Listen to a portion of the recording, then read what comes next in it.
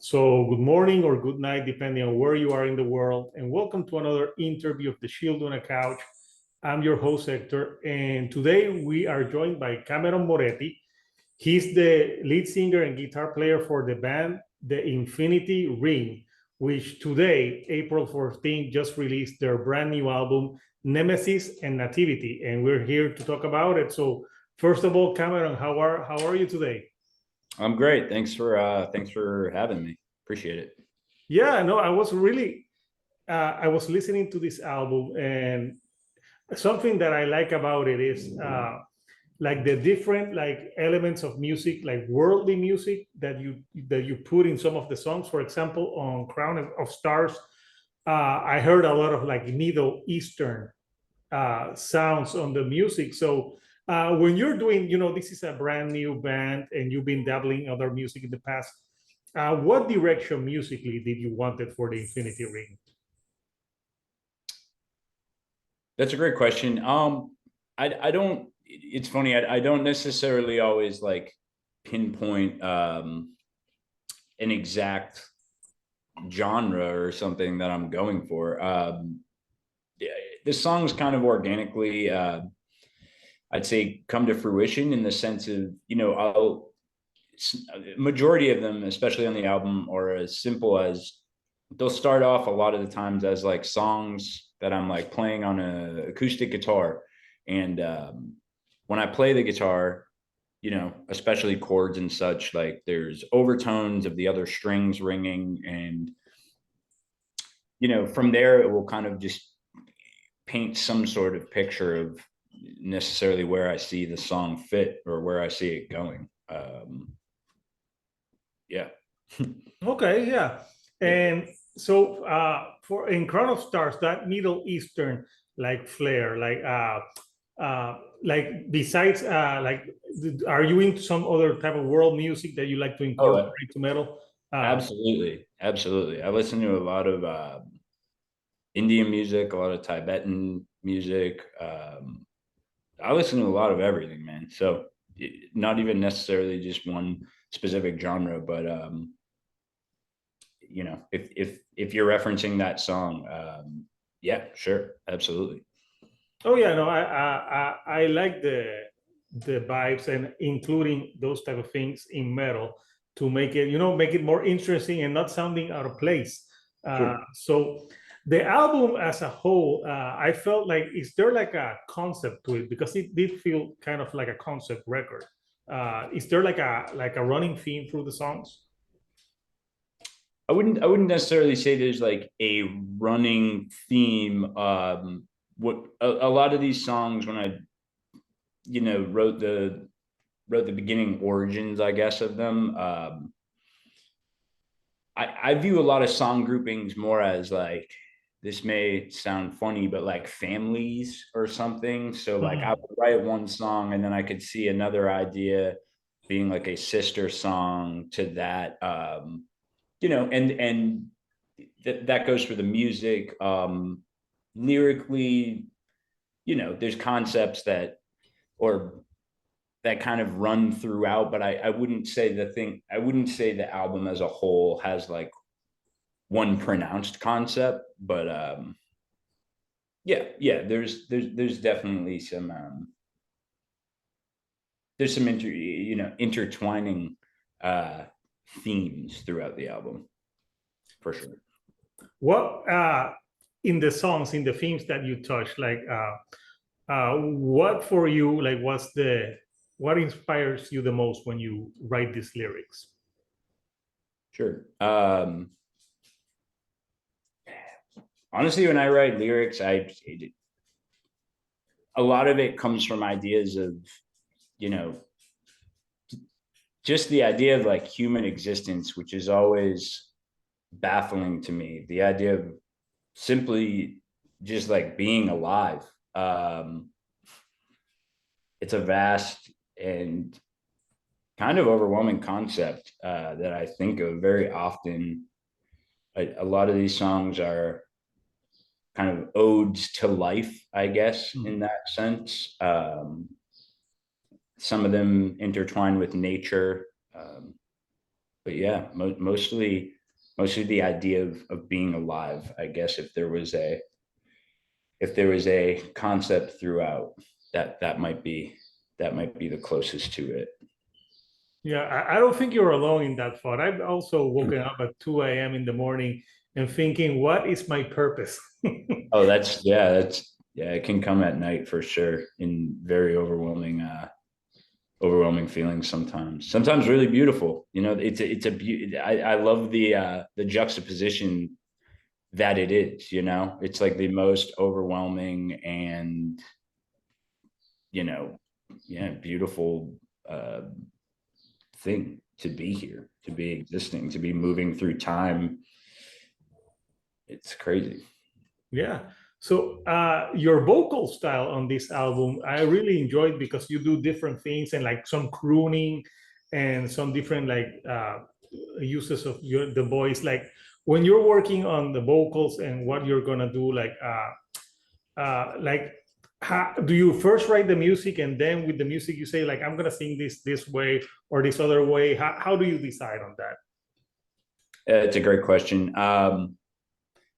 I'd say it's a combination of both. I specifically, most of these songs, the music came first. That being said, you know, I'm constantly, for lack of a better term, just journaling. So there will be times that, you know, I was,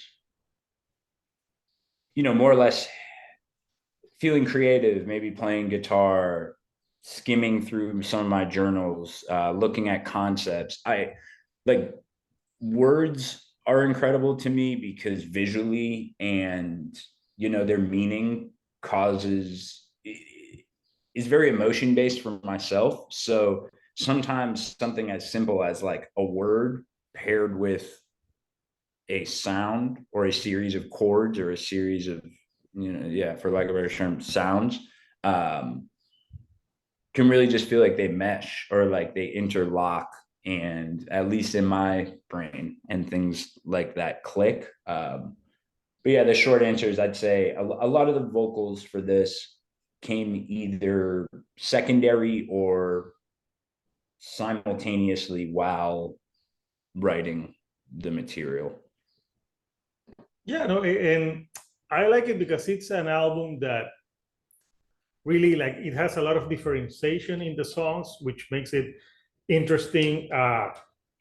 Like I love the track "The Valley" and Tiferet 2 was also Yeah, thank uh, you. pretty interesting as well. So, how was I know that you signed with Profound Lore Records. How was the experience of working with them, getting this all together? Oh, it was great. You know, fan of the label, fan of everything Chris does over there. Honestly, it felt like the perfect pairing, and Chris is truly splendid to work with. Very organized. I myself am fairly, sometimes to my detriment, I feel OCD or like overly organized, but a really seamless process, and I'm just so happy with the outcome of all of it. Yeah, no, I'm guessing like that would interplay when you're doing the music. If you have that OCD, you want everything to be a certain way. So I'm gonna show the album artwork, which I think is pretty cool album artwork, and I Sure. like it that it's all like black and white. So what can you tell me about this piece and what it represents? Sure. So this piece was an idea I had. I had a series of photographs of old cathedrals. Um, the process was wild, where I was, you know, going to a ton of different bookstores. I live out towards the Berkshires in Massachusetts, so you know, any little small used bookstore, I'm looking through art books, just kind of trying to pull this in from inspiration and information that somehow is synced in my brain. And we worked with, pardon me, a gentleman. I will just spell out his name if anyone Yeah, doesn't. sometimes it's hard. Yeah. Sure, it's Mfaxii, and he's a wonderful artist. So more or less, this came of light where we'd worked together in the past, and I let him know that that was this cathedral idea, but also not showing the ground of the cathedral, more of like an uncomfortable middle of the road photo that's not necessarily like an altar or like pews. Um, and this is not an exact drawing, but of them, but I had sent multiple reference photos, I guess, for lack of a better term, just over to him. And this was the outcome. He hand draws everything. Truly beautiful work. No, it looks really cool, and I like the details in the and in with the black and white. And also the statue seems that it's missing a head, so it's pretty cool artwork. It makes you have to look more than once to get all the nuances from it, and it goes with the music as well. So it's a visual representation of the music as well. So working on this album for you, like do you have a song that for you was harder to write, more technical, and which one is your favorite? I know it's hard to pick, but yeah. Oh, that's a great question, actually. Yeah, I'll try to answer them as fast as possible. The hardest one for me probably was the title track, which I'm really happy with how it came out. That song, especially with my bandmates, kind of just evolved over time. It was this very minimal, supposed to be like bleak nothingness song, and it kind of, but once I started the process, I was not unhappy with it, but felt like the song was moving away from me or something, just in a different direction. And once I kind of accepted that and tried to be open-minded about a potential new direction that the song was going, I think some really cool stuff happened, and I'm very happy with that song. My personal favorite was is probably Crown of Stars, the opening track, due to when I wrote the initial kind of structure of that song. Sometimes songs to me feel, I view them more in imagery than I do like sorry, that is my dog. That's okay. She might go crazy. Give me 1 second. No problem. Yeah, sometimes you have that, the dog.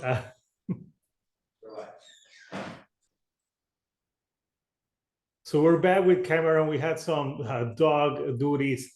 So yeah, you were talking about the imagery.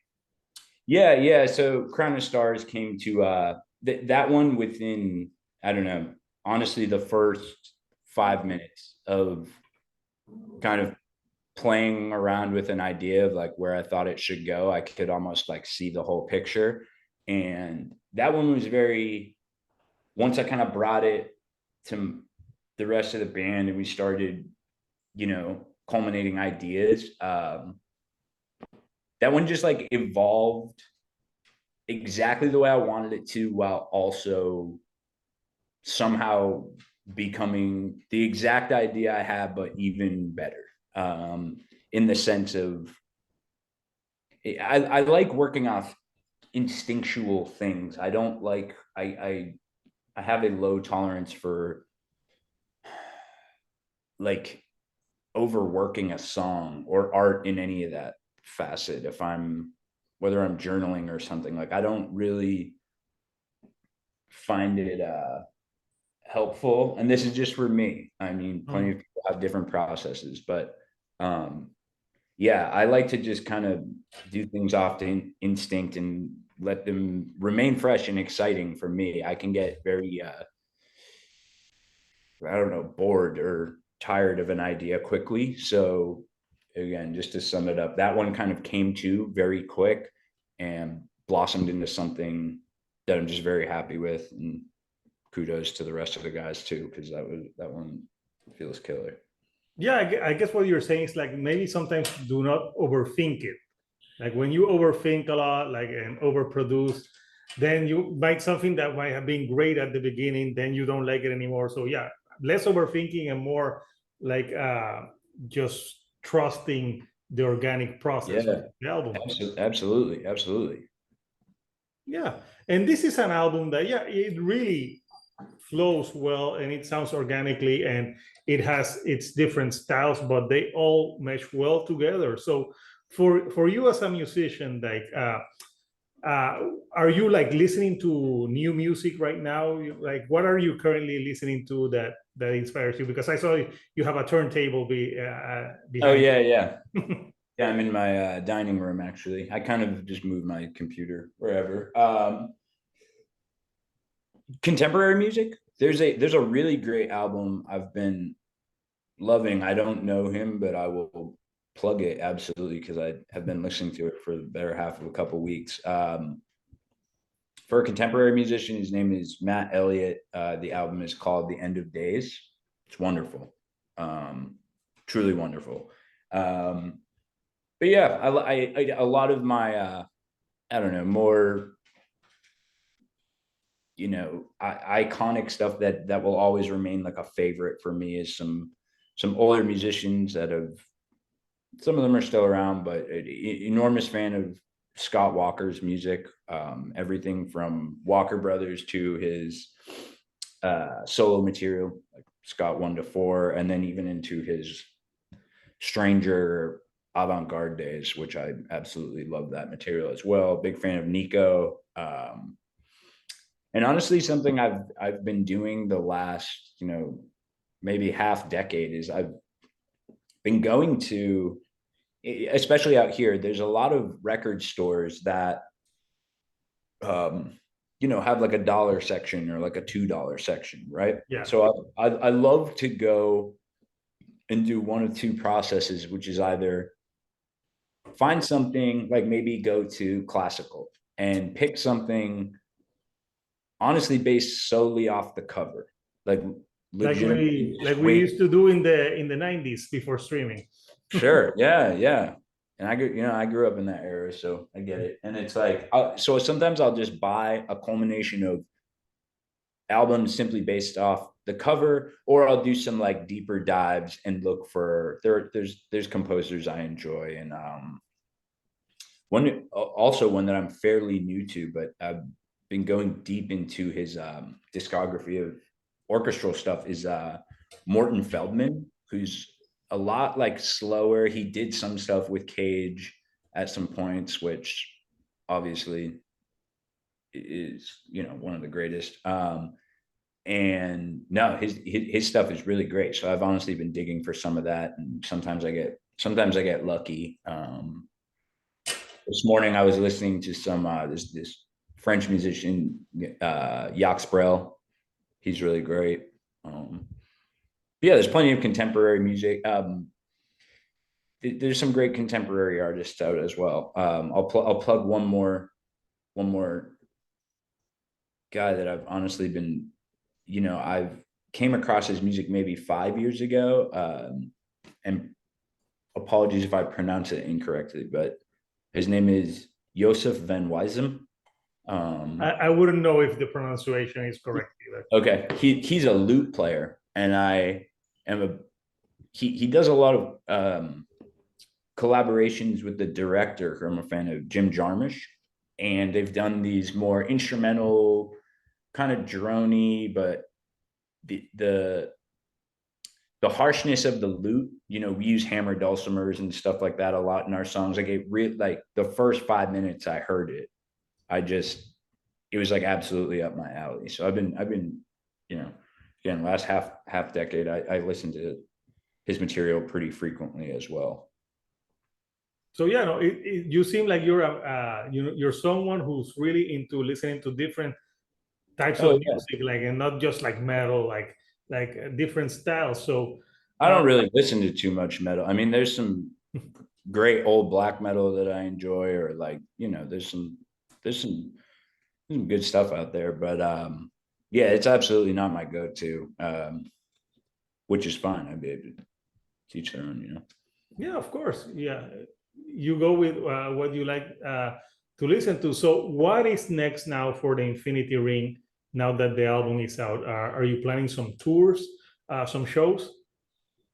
Yeah, we have some stuff coming up locally, a scattered array of gigs, and we have some performances lined up for some West Coast performances in August, and once we can announce that, I will definitely speak to it. But you can stay tapped into, you know, the socials and stuff, and all that good stuff will be there shortly. Great. So, Cameron, thank you for taking some time of your day to talking about the album. So, the album is out now. So, anyone that likes some metal that experiments a lot with different styles should be into it. I know it's released on a day. Every Friday, there's so much music being bombarded at people that sometimes you need something different to stand out. So, what would you like to say to the people who are watching this video? Just thank you for, you know, if anyone watching and listening, appreciate you in general just being curious, and you know, if you have some extra bills or anything to support the album, it's highly appreciated. And just everyone stay well and healthy. That's what I'd say. Well, thank you, Cameron, and I'll put the link so people can, if they wanna like order the album, have more information about the band, can go in there and check it out. So, people, the Infinity Ring is out now on April 14th. So go get it, listen to it, and support newer bands that are coming up. So, until next time, people, this is Hector, the Shield on a Couch, and I'll see you all right here on the couch. Thank you. Thank you. And good night.